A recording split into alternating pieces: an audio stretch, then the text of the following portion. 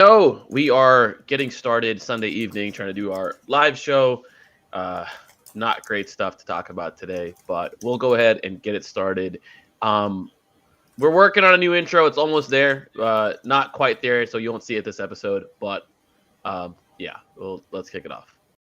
The New Orleans Pelicans select Zion Williamson. And Holiday, the dribble penetration. So tough going to the goal.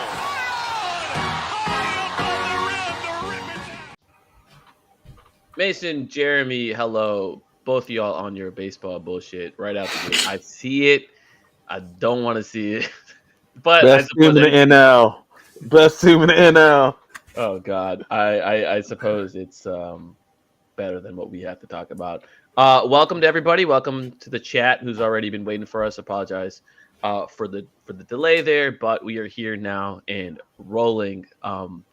Gentlemen, before we get into it, how we doing? I'll just I'll mention the reason I was a last minute no show of the pod last week. We were headed to the hospital to welcome our second child, who decided to show up 2 weeks early. So we'll start with some good news, right? So that happened about I think an hour or two before the podcast. I texted you guys like, you guys gonna have to roll without me on this one. But everyone's happy, healthy, and we're elated. So Benjamin Isaac is doing great. That's awesome. Congratulations to you, Anna, obviously Sophie as well. Yes. Got to be really exciting. Yeah. So a little bit more hectic around the house, but we're rocking with it. For the audio people, I have pigtails. Let's start the show. Okay. Yeah. So this show is about Zion Williamson. Zion Williamson was recently accused of several severe things, and a Jane Doe has filed a civil lawsuit in, I think, the state of California, in Los Angeles, alleging that Zion abused her in many ways, including sexually, physically, and there were 2 allegations of rape in the suit itself. That news dropped Friday. The case was filed Thursday night. Zion Williamson and his attorneys unequivocally deny these allegations. Zion's attorney released a statement, and they said that this is not the first time Jane Doe has attempted a lawsuit here, and that they have filed countersuits of their own, or they're going to file countersuits of their own, claiming extortion and are asking for an arrest warrant. Or I think they said there is an arrest warrant out. So those are the facts of this situation. And I think I speak for the whole crew here in that we are not going to get into the merits of each person's legal case. We're going to let the lawyers and the rule of law decide what's going to be the outcome there. What we do want to talk about is how this relates to the Pelicans and how the Pelicans should approach the next steps forward. So Friday, this news kind of dropped. The case was filed Thursday night. We see it scroll across the Twitter sphere, the blue sky sphere, and it wasn't initially picked up by the major outlets. I think eventually ESPN and everyone else got it, but there was now I'm forgetting who initially reported it. Yahoo sent me an alert at 11 a.m. That was the first major site that reported as such. Right. So this is going on Friday. Walk me through, your guys' experiences and emotions when you're seeing this stuff come through.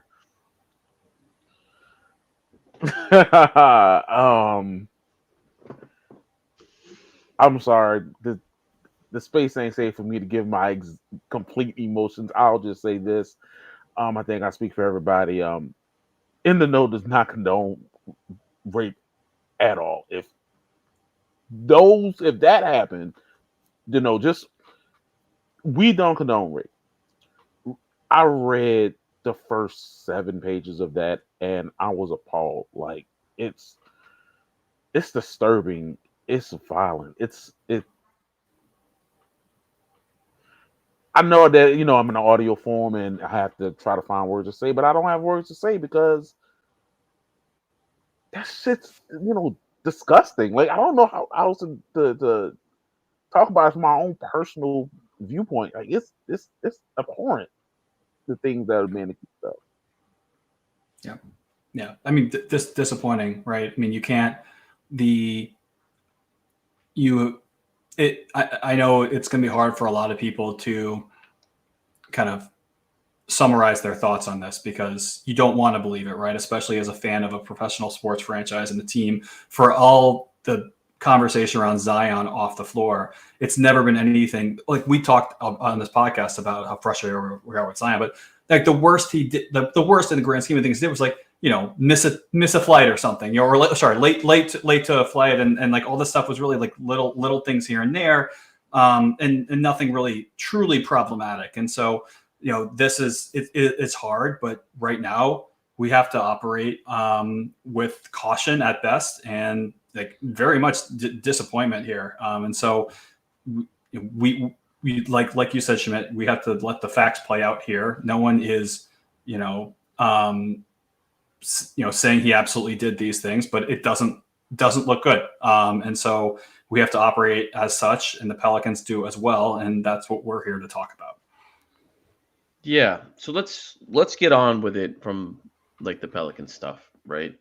So I think there's a lot of questions out there. Like, did the Pelicans know this was coming down the pipeline, and how long ago could they have known? And I think it's reasonable to say that they did have forewarning for this, but again, I'm not Joe Dumars. I'm not Gail Bellinson. I don't know how long that forewarning could have been. So I want to approach it from a theoretical standpoint. Hypothetically, if they did know about this prior to the draft and they sent him to the draft, what would be your thoughts on that matter? Most like 95% bad. The only way it's like even moderately redeemable is if they have some sort of concrete evidence to know that the story's junk. And I find that very hard to believe. And so if they knew about this before the lottery and they still sent him to be the representative for the lottery, that looks really, really bad. I'm gonna just echo Mason's thoughts. Like, why? Like, it's bad. It's a bad look. It's a bad look. I mean, you guys, like, I know Mason just kind of like downplayed it a little bit. You don't.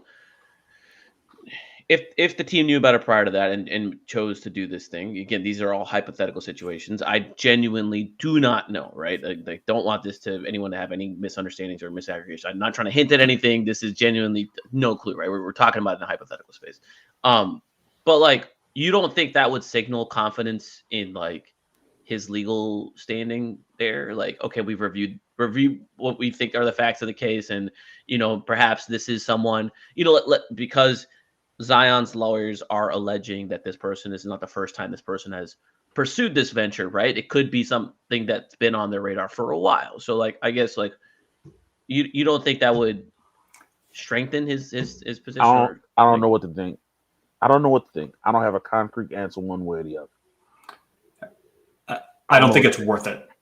Like, I guess that, like, yes, in theory, I'm with you, Schmidt, that this in some light could indicate that they understand what's going on. They're putting themselves behind him, but I just don't think that move is worth it. I guess I would still err on the side of caution with the allegations being as serious as they are.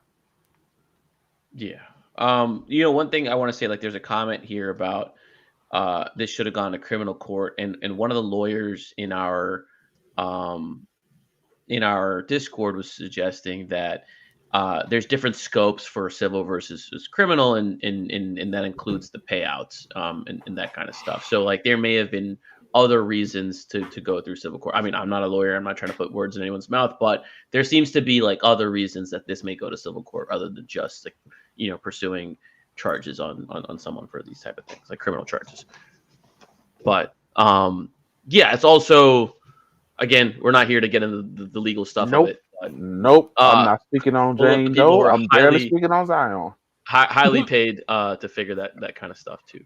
And James here is right that it is a lot harder to prove rape criminally as well. The burden of proof in civil versus criminal situations is very, very different. So I think that's all we'll really kind of like say on the matter regarding that. Now, this is out there.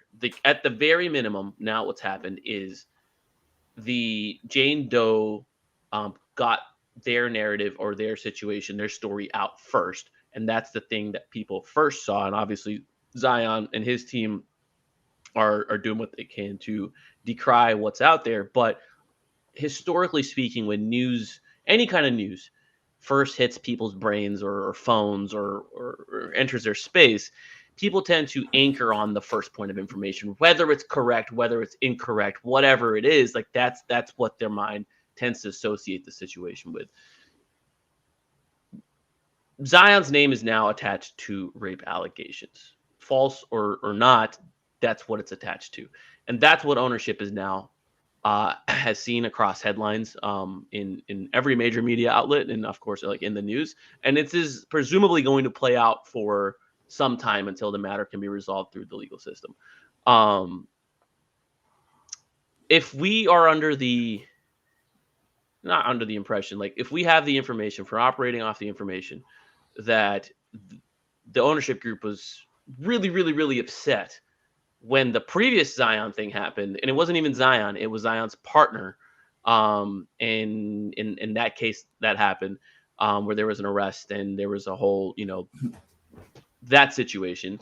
If that was at that time the straw that broke the camel's back, like how do you guys anticipate ownership reaction to this, whether they knew before or not?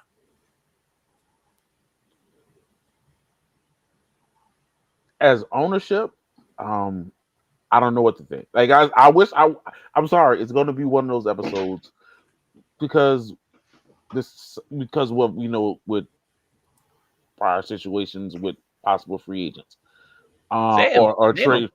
All right, with the Deshaun Watson situation in 2022 or 2022. So I can't speak on that. Then say that that this will not or will play a factor. What I will speak on is I spoke about that when Zion was his mess was out in the street when it was consensual sex, and I defended consensual sex because that's not my business.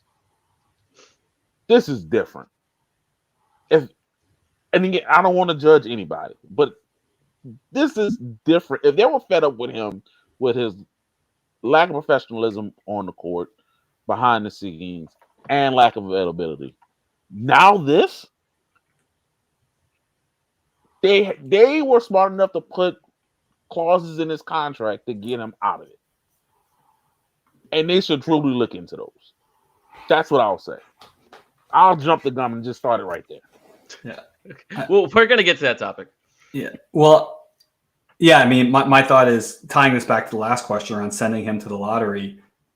Why would they do I understand wanting, like, what about this? Even if you don't believe it to be true, if ownership doesn't believe it to be true, what about this that makes them say, all right, now we're going to make him the face and send him to the lottery after these allegations, when before, assuming that everything you reported was right on, which I believe it was, that the Bensons didn't want him around anymore. It just doesn't jive for me. It doesn't add up. And so I think otherwise fully on board with everything that Jay said, that there's got to be, we have to have crossed the point of no return for Zion with ownership. It's got to be. And the question is now how that comes to fruition. I just don't see a way you get back. You can walk this back. Yeah. So I think this is I guess a good jumping point to the I think what's going to be like the meat of the conversation here is, okay, let's assume if there was a mandate in place earlier with some level of wiggle room of like, okay, Joe might be able to walk him off the ledge depending on certain situations, if XYZ criteria is it, whatever, right? Like with some wiggle room of that. I think it'd be fair to say that whatever mandate that was in the past is now 120% stronger. That's how I would personally view the situation. Who knows what the end outcome ends up being. So we're going to operate in this world where they have to get him off the team. And let me begin by asking, I don't even know if it's worth it because I feel like I know both of your responses already, but should they just take him off the team? I'm not saying cut him, whatever it takes, right? Cut him, trade him, whatever. Like, is this it? Is this the point where you pull the plug just entirely? 1000%. Like, the juice ain't worth the squeeze. It just hasn't been. And I was a firm believer of, well, let's get his trade value higher and play him through the season. Maybe you can trade him in February. Maybe he plays well and you have 2 more years. Nah, fuck all that. Nah, the juice ain't worth the squeeze no more, man. This is insane, man. What the fuck are we doing? This is insane. Yeah. I mean, I'll go a step further. You threw out everything that happened with Zion up until this point. I didn't want to trade him. I think Schmidt, you and I have talked about this a lot, but Zion, you don't land a player with the upside of Zion Williamson in a market like New Orleans very often. And obviously it comes with a ton of baggage, and that's even before we got to the allegations here over the last week. But you've just got to ride it out, right? Like, you've got to ride it out and hope that you can, the stars align in Indiana Pacers style, and you can make that you can make that run, right, with a guy like Zion playing at his best, because it's in a market like New Orleans, you have limited ways to land a guy like that. But now, given the latest events, in addition to everything else that's going on, it's over. It's over. So there's a comment here from Funky. Shout out Funky. Appreciate you joining the chat. He says, I don't think it's fair for these allegations to change your stance on him. We have more than enough prior to this to decide we shouldn't be moving on with him. So I think the second part of that is very factual. I think if you were to look at the totality of his career and you decide, hey, this is not something I want to continue investing, that's a very logical endpoint to reach. Although, of course, the people are divided on that prior to these events, coming. I think there was a lot of people who were like, hey, look, this guy looked incredible when he played last year, better than he's ever been. He hit all of his weight benchmarks, which is why, we're going to get to the next portion of it. $7.9 million of his salary is guaranteed for next season. He had all of his weight benchmarks. Physically, it seems like the hard part has been done with him. Like, people have gone through to him. He's starting to take those things seriously. So could you retain him and A, be a good team, or B, build up enough value to it pays off later? I think that was, both sides were logical there. Now you have a new piece of information that's entered the fold here. And I think it is fair to change your positioning on him. If you were someone, and I think I fell into that category of where hey, I would prefer to keep on to Zion unless there was a total wow me offer out there. This idea of the talent being in your market and all that. But now I think baked into that rationale was this idea that he can increase his value and, they can get out from under him later. So there was this idea of okay, hey, given this a go until the deadline, or given this another year or so, you might be able to not really lose value, maybe just increase it outright. Now I think the best case scenarios of all of that are off the table. I think you play, let's game this out where he plays 70 games next year and he plays unbelievably and they make the playoffs and all this kind of stuff. Great. That's awesome, right? That would have, in a different world, put him in a situation where teams are probably offering 3-4 picks, young players, etc., for that caliber of player. I think now that this has been attached to him, teams are still going to be like, this is a fluke. He got healthy one time, like he did it before. He played 70 games before, and he played 30 the next year, right? When's the next time he's going to have an off-court distraction? When's the next time something is going to occupy our resources that isn't basketball? And I think that is the best case scenario. And you know, in this scenario, it's one of these things where it's like he comes out like completely innocent and free of all this kind of stuff. It's like, and what would you put the odds of all of those things working out like perfectly? Well, and low, right? But I think also to me, this is a function of time. And if you told me that this is going to get resolved, like we're going to know one way or the other something meaningful in this off season, we might be having a different conversation. This is just not the sort of thing that, at least typically, something just like the dust settles and things get clarified quickly.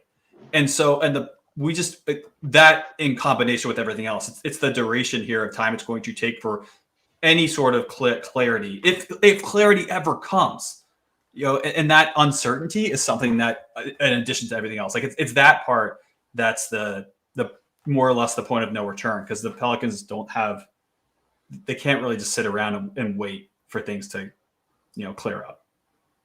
Great. So I think my overall point is it's unlikely the best case scenario comes into play. The most likely scenario with how these legal proceedings typically play out with regards to athletes and allegations is there's some kind of settlement, right? And the settlement doesn't prove innocence or guilt in one way. We'll likely never know the contents of anything, right? Like this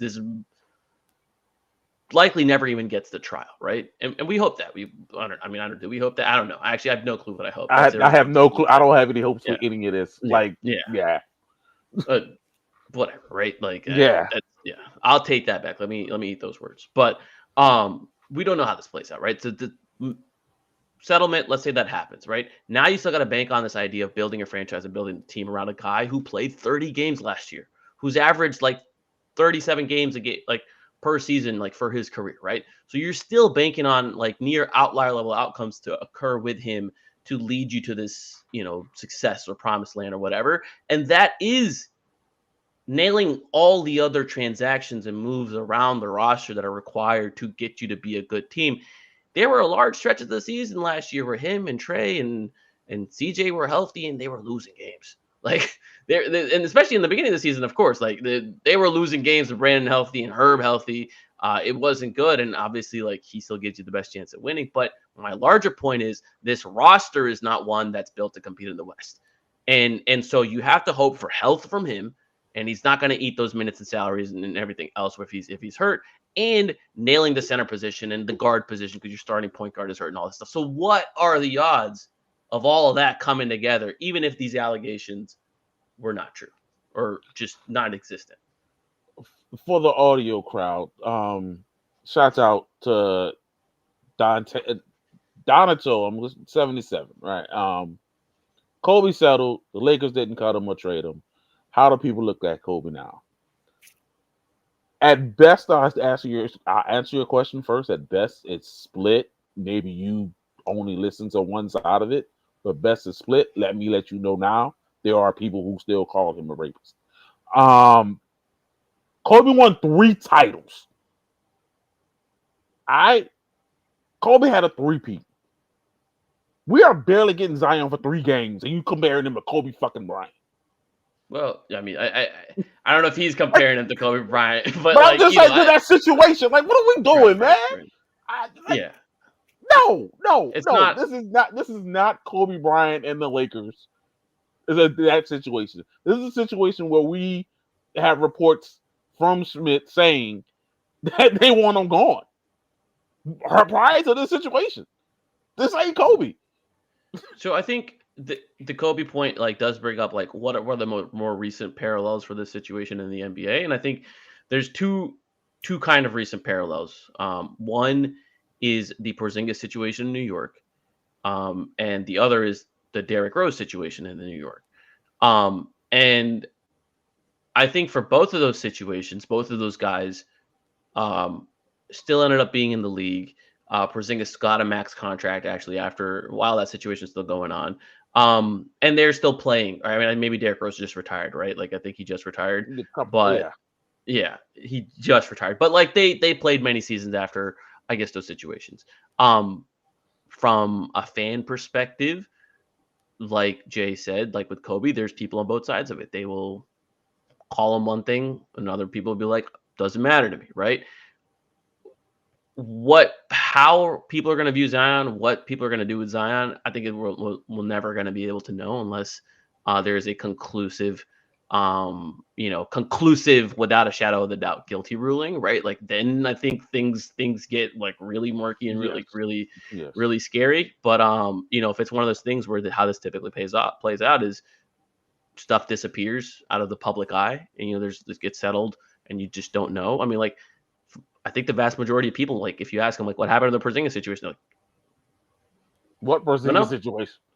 Right? They're going to be something that say, what Porzingis situation? The Porzingis situation. So it's just like they don't know. And so I think that's probably what's going to end up happening with Zion.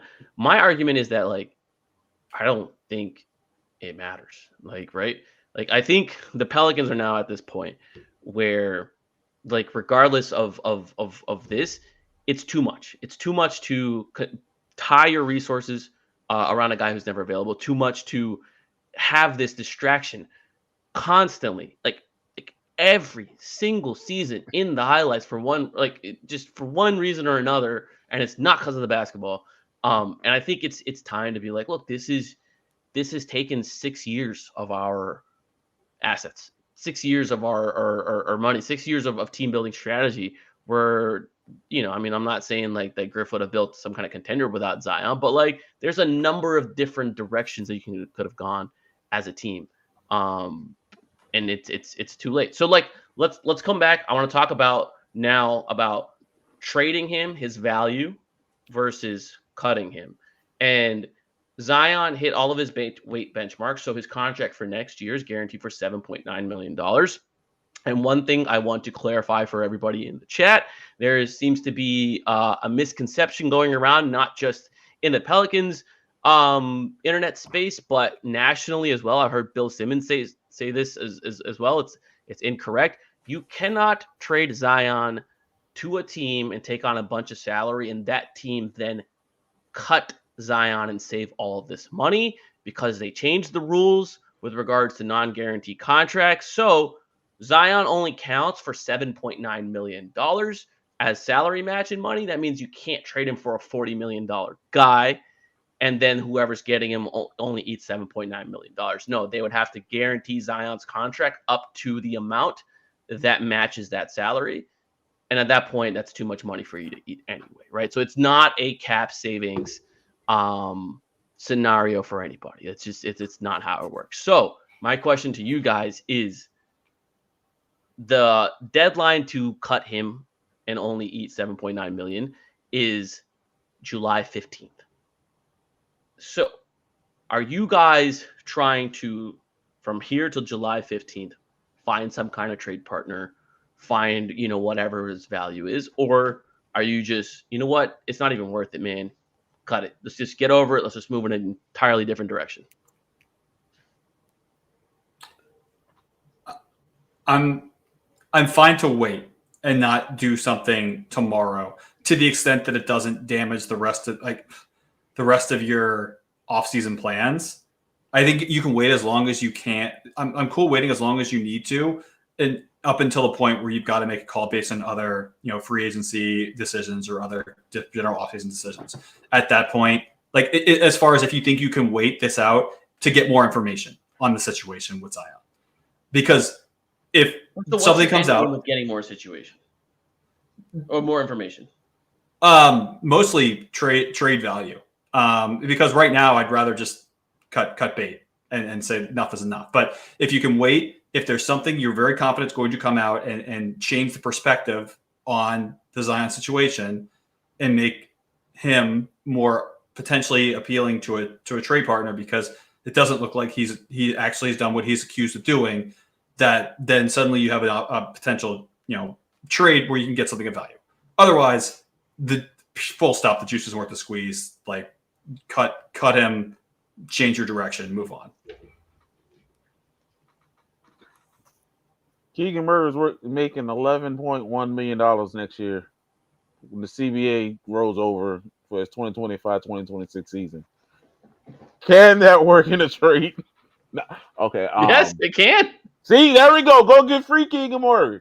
But in all seriousness, I'm with Mason. Ride it on to the day of the trade deadline if you can. If you find one guy who's willing to take him, not the trade deadline, the deadline for his money. And if someone else is willing to pay him the $40 million, and you can make a trade, fine. If I was the owner, y'all get something that Monday at 8 a.m. Y'all be getting the news release. Yeah, let me put it this way. I'm right now, given everything we know now, I'm not calling any other team trying to make a deal with Zion. Like I don't think it's worth. I don't think it's worth the effort, frankly. So here's my threshold. Like, I want to give you guys some more information. Maybe that'll swing you guys one way or another, right? Okay. So, one second. I don't mind calling people. Like, as terrible as this is, if I get one, I'm gonna make the deal because my hands are still clean of all this. So, okay, let's talk about this, right? Wait, first, to your Keegan Murray point, while that works, like, mathematically, Zion's contract fully guarantees after the 15th. So what that would do is that would put the Kings in turbo tax, like, and not the tax like fucking thing where you file it. They would be in like. Hey man, he's the Nick Scousis of not the thing where you file it. Not the thing. Oh man, H&R trade block is crazy. Yeah. Anyways, okay. So some relevant information that may help you. I've just been texting random executives across the league. This is speculation, right? This is not them saying this is what we would do. This is just them guessing, right? I was like, this is straight up asking people, like, would anyone touch Zion with a 10-foot pole? And there seems to be this general idea of, like, you kind of saw it with like Rose and Porzingis, that like there will be teams that do not necessarily care about the reputation, provided they have enough general information to know that this is going to get settled out of court, and the allegations won't stick. There will be teams who do not care, but those teams who do not care need to be sufficiently desperate, one, and two, they're not going to give you anything of value. So you're going to get really bad contracts and likely no picks, but if you do get a pick, it's a late pick. So an example would be Andrew Wiggins and Duncan Robinson for Zion and some small salary just to kind of make it even, and you get a protected pick, maybe with the one that they got, whatever they got from Golden State or whatever, a late pick from Miami. That's one option where you got to eat those salaries. Or the other option would be to cut Zion. You take the $7.9 million cap hit, whatever. You're not going to be good next year anyway. You are now a team that is so far underneath the tax that you have full access to your taxpayer MLE, which is about $14 million. You have full access to the trade exception you generated with the Brandon Ingram trade, which is about $12-ish million. And now you can weaponize your expirings in CJ and Kelly because you're no longer worried about, okay, well, if CJ's making $30 million, if I trade him for a $40 million guy, I'm going to be like way in the tax and not have access to these kind of things. Like, that's just not a fear anymore, right? So you can probably net. I'll give you an example of what Washington did last year. Washington, they used their MLE to generate they did a sign and trade. They got JV from the Pelicans, and the Pelicans got a nice little exception for that amount. That was some cool stuff. But they then traded JV at the deadline for 2 second-round picks. So with their MLE, they netted 2 second-round picks. They took on Marcus Smart's salary from the Memphis Grizzlies and sent out Bagley, who was expiring, and they netted a first-round pick from that transaction, right? Like, these are things that the Pelicans would very much be able to do. And now you're also looking at an environment where Cleveland is well in the apron, right? Boston, of course, needs to shed money. There's going to be teams like Minnesota, Denver, Los Angeles who are going to want breathing room. You have contracts like Sam Hauser, Isaac Okoro, Dean Wade, Bobby Portis, Jared Vanderbilt, maybe even Dante DiVincenzo. There's guys in that space where teams are like, we might need to shed this guy, and you could be easily take him in that $14 million space and be compensated to do so. Like, what if the Celtics gave you, I think they had one late first in this draft, and they have like one very, very early second, and so it's like the second one, and that first is guaranteed money. What if the Celtics were like, take this first to take Sam Hauser? I mean, that'd be incredible, right? I mean, that's like the best case scenario. But let's say you get a couple seconds to take Sam Hauser, you can flip Sam Hauser later. So my question is, what is the value proposition of taking on shit salary for Zion and maybe a pick or two versus just cool? We can get more picks if we just cut them straight up.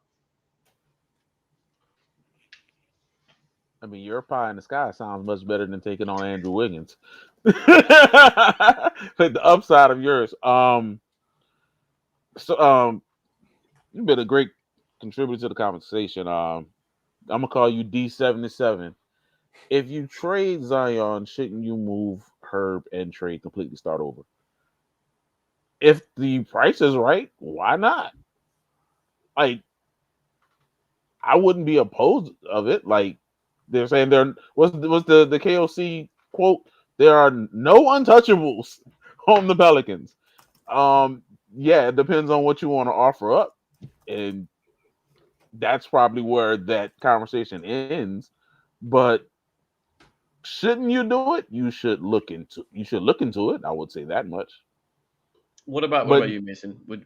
Where are you at on the Trey and Herb thing? Like, okay, let's presuming that Zion's out one way or another. He's out. Yes. What are you doing with those two guys? I'm looking to trade Herb way before Trey. Herb's 2 years older. Look, Trey's not, he's not a rookie anymore, but he's a guy where like you could still, in theory, you could make him your guy next year, right? And like I don't think he's gonna lose much other than like his contract getting closer to expiration. Like I don't think you're gonna lose value on him. And so I don't mind riding with him and seeing how fast you think you might be able to turn things around and still have Trey in his prime. But with Herb, he's got it. You got it. He's on a team-friendly contract. He's got to go. You got to move him for whatever you can get. I just be a little bit not fully reluctant. Like Trey's on the table, but like I would be less willing to move him. Yeah, look, Trey could become your. I'm sorry. Go ahead. I was going to say, like, I'm kind of with Mason there with regards to Trey versus Herb. Got 4 years left on Trey's contract. There's no rush to do anything there. He fits within any team context, right? 4 years left on a contract. 2 years from now, presumably, if you make the right moves, maybe you are a very good team, and Trey's a very valuable piece and contributor to have on that team, right? Herb's contract ends in 2 years, right? He's got two more left. He's extension eligible right now. There is no reason. This isn't like the Brandon Ingram situation, where if he doesn't take that max level extension, he can potentially lose on a lot more money. With Herb, that number is so small, there's no reason for him to accept it. It's 3 years and $67 million. It's 140% of his final year, which is like $13-ish million, or $14 million, and that's not a lot of money. And if you wait one more year, like, someone really going to argue to me that Herb's value is going to drop from $13 million a year? Like, something would have to go catastrophically wrong. Like, that's something that I feel comfortable betting on if I'm Herb and Herb's agencies just don't take the extension this year, right? So in that case, yes, like, you do figure out who's trying to offer the most value. I am more of the mind, though, that you also don't have to rush it, right? Like, if someone offered me some great draft picks in this draft and a bunch of other stuff, sure, I'm doing it. But I think you can take Herb to the deadline and probably get a comparable package. And there might be more desperation at that point that you can prey on. And that would be my thought process. But here is a hypothetical for you guys. The Rockets call, they're offering pick number 10 and Jabari Smith for Herb Jones. You say what? Not in this draft. I would at least try to get one of those Phoenix picks later on. How old's Jabari? In addition to these 23? In addition to 10, yeah. You say Jabari what? I said how he's like what, 23? Yeah, he's like 22, 23. 22, yeah. It's enticing. I think about it. I mean, but I'm with Jay on the draft not being super exciting. But can you package 10? My two dudes who don't watch shit about the draft telling me the draft ain't exciting. Come on, get out of here. We listened to the podcast a few weeks ago, the one that I was kind of partially involved in. And I popped in for 27 seconds. I was there. I'll listen. Look, we know you want more picks, you want more shots at some of these dudes, but yeah, I don't know. Like I'm thinking hard about it. Like I think it's pretty even offer, frankly. I think so. I want to tie a loose end with the Trey thing. When I say you can get him, like it has to be a substantial offer, because I will look at Trey the way that Brooklyn looked at Mikal Bridges. Like he fits with everybody. He's on a great contract. And if someone was willing to give me that type of haul this year, 2 years from now, whenever, then I could think about moving them. That isn't just trying to get rid of these guys. It has to be for something that is worth my while. If someone's offering you 4 unprotected picks and a 5th one that's protected, you do it. But I will say this. I will say this, and this thing can get aggregated. Neither the Pelicans nor Trey have any intention to seek any kind of separation right now. Now, that can change in a few months. That can change in February. That can change in whenever. Right now, today, June 1st, I think, yes, this is the 1st of June. Neither side has any any intention. I want to say real intent, has any intention, to do it. But I do think there is a collective understanding that this is a business. If someone's offering you Luka, you take Luka. Someone's offering you 5 picks, you take 5 picks. So it's one of those things. There was a question here. Why would the Rockets want Herb unless they get rid of Brooks? 1, Herb's better. 2, he's younger and cheaper. And 3, look, do you guys? I don't see Brooks as a long-term core piece there. I mean, that's my opinion of it. But do you guys feel differently there? And 4, I mean, you have to extend Jabari or you lose him. Right. You play the restricted free agency thing. So I don't think this has anything to do with Dylan. It's getting a really good player for 2 years at a really decent, good contract. The other thing with Dylan is that he can be used as tradable salary for bigger pieces, right? He's like what, 20 million a year or something like that. And so since they're star hunting and they're maybe they can cobble together Dylan and Jalen Green and some other stuff and they get, Kevin Durant. And now wouldn't you want Herb and Kevin Durant on the same team? I mean, that's a pretty good team. That's kind of where I'm at with that. But just going back to this idea of Jabari and 10. I mean, look, I would do it. I think in a post Zion world, give me the darts. I'm not trying to develop 4 or 5 rookies simultaneously, but two, especially now, given you're there is no quote unquote alpha on the team, or there's no it's gonna be Trey Murphy's show. He's gonna take 20 shots a game. Would you try to take 7 and 10 and try to move up? No. I mean, unless he can get me to 2. No, yeah. I assumed it would get you to 3, but not 2. Yeah. No. I don't love Ace Bailey like that. I know the Pelicans love Ace Bailey, so maybe they would try to do that.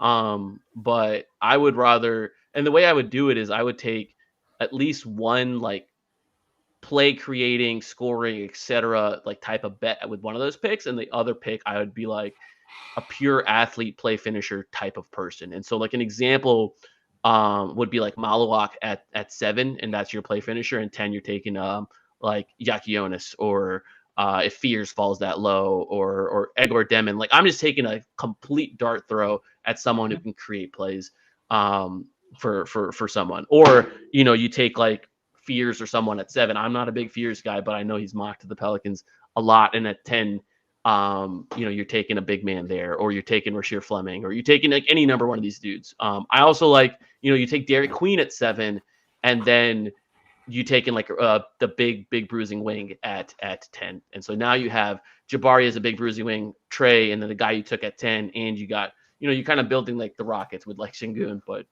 maybe a little different. And you're big again. And you're a Exactly. big team again.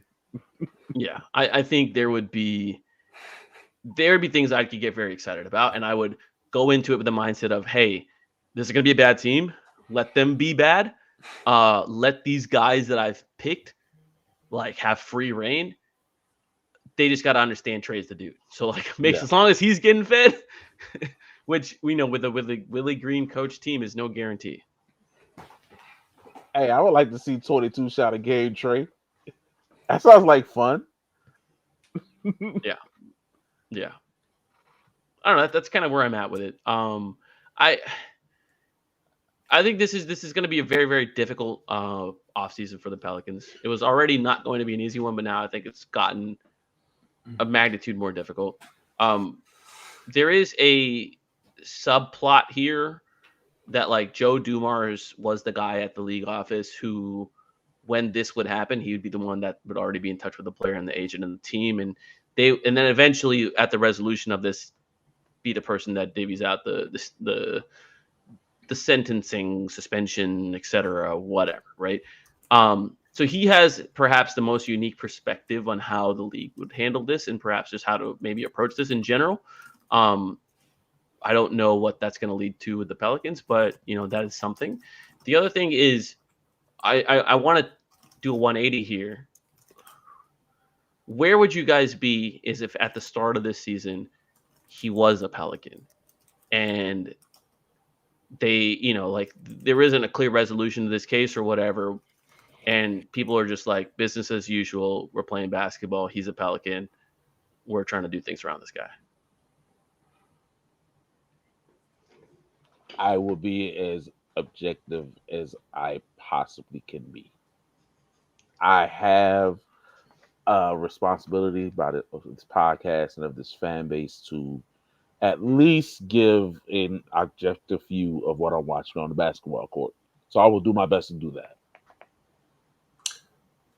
Are we saying that so no information one way or the other? It's No just information. We're in the same place right look, now. In a way, it's like the Jackson Hayes situation, right? Like the Jackson Hayes situation happened. Yep. Police got involved, and there wasn't more information until last year. Yep. Last year, the video came out of him doing all that stuff over there. You know what I mean? But what happened is he remained a Pelican, and it was business as usual. Right. It was. Yeah. This is not fair or right in any way, but I felt like with Jackson, I could kind of ignore his existence and not even talk about him at all. Pretend he wasn't there. And that's my way of that was my way of coping with the situation. I don't you can't do that here for obvious reasons, right? Of course, this would be the year when Zion starts in peak shape and plays awesome if that's what went down, and I don't second team all NBA, and now he's due for a supermax extension. It's complicated is a very light way of putting it. Yeah. That's right. Yeah. I'm not going to read that comment out. We can't read it, but just think of the 2019-20 rookie sophomore game. Rising Stars Challenge. Rising Stars Challenge. There it is. Yeah. Look, we're all going to work with the information that comes out of this, right? If the Pelicans release a statement next week, or if someone at The Athletic or Mark Stein or ESPN release some insight about the Pelicans, we will work on that accordingly. I'm obviously going to try to see what we can get to the bottom of this, but what I'll say is in these situations, organizations are super, super tight in terms of, hey, this is a legal matter, and we're not going to say anything that could jeopardize anything. So we'll see. We'll see how the information happens. I'm going to end the podcast with just asking you guys outright, which is the title of this show. Is it over? Is this the end of the Zion? Yes. Yes. That's it. That's all, folks.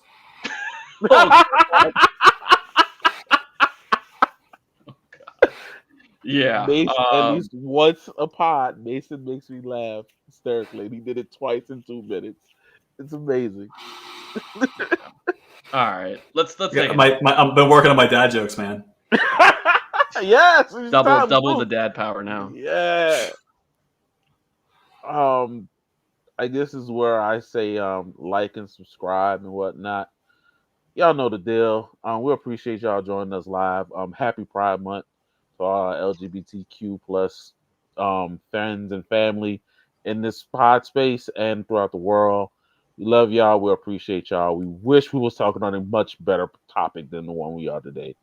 But tell a friend to check us out, and we'll be here next week. Hopefully with something fun to talk about. Thanks, everybody. Appreciate it. And thank you for the chat.